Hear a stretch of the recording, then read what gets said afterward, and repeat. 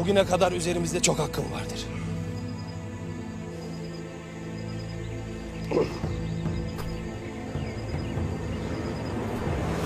Canını bağışlıyorum. Lakin bir daha sakın karşıma çıkma Ertuğrul. Yoksa Azrail'in olurum seni. Hain köpekler! Öldürün beni! Öldürün! Bir çolağı öldürmek bana yakışmaz. Bağlayın şunu.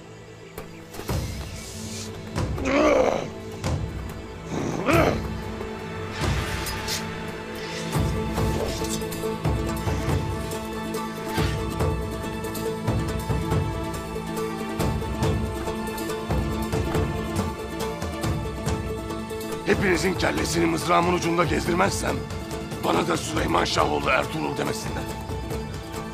İnşallah kurda kuşa yem olmazsın Ertuğrul. Dağlar tekin değildir. Kardeşim Gündoğdu'ya selamet. Yakında onun canını alacağım. Noyan'ın iti. Eceline az kaldı. Haydi gidiyoruz Alpler. Haydi.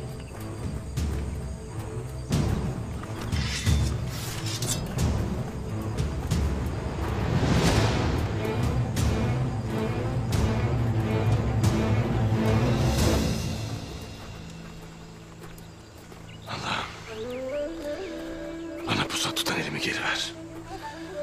Beni düşmana rüsva eyleme yarabbim.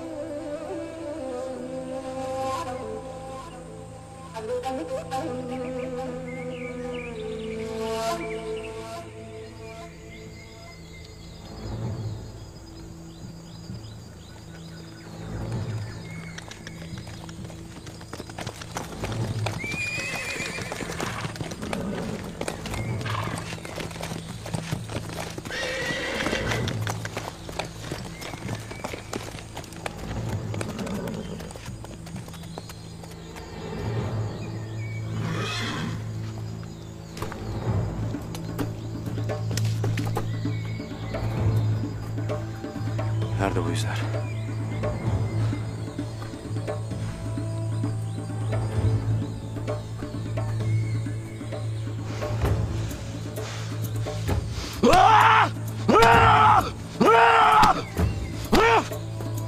Tekin, onları bulacağız, merak etmesin.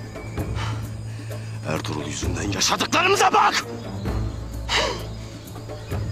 Abdurrahman ve Hamza'yı idam edecektik. Bu iş bitecekti. Yeğenim, obamızın huzuru için ne gerekiyorsa yapacağız. Sen hele biraz sakin ol.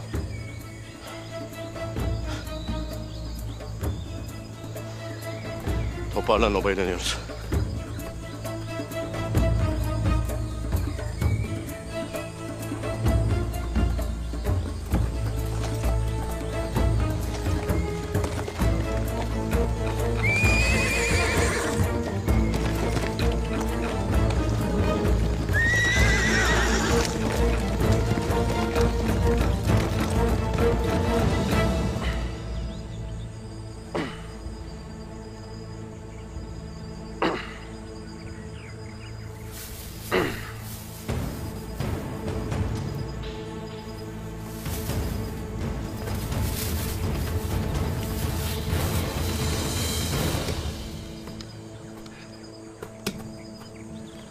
Hazır mı oldun Geyikli? Her tarafta, her yerdesin.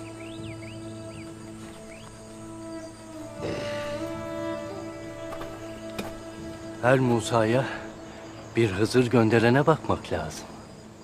Eyvallah. Var olasın. Turnalar Noyan içinden havadis eder. Ögeday'ın yanından dönmüş. Obaya musallat olmak ister. İlk önce biz ona musallat olacağız.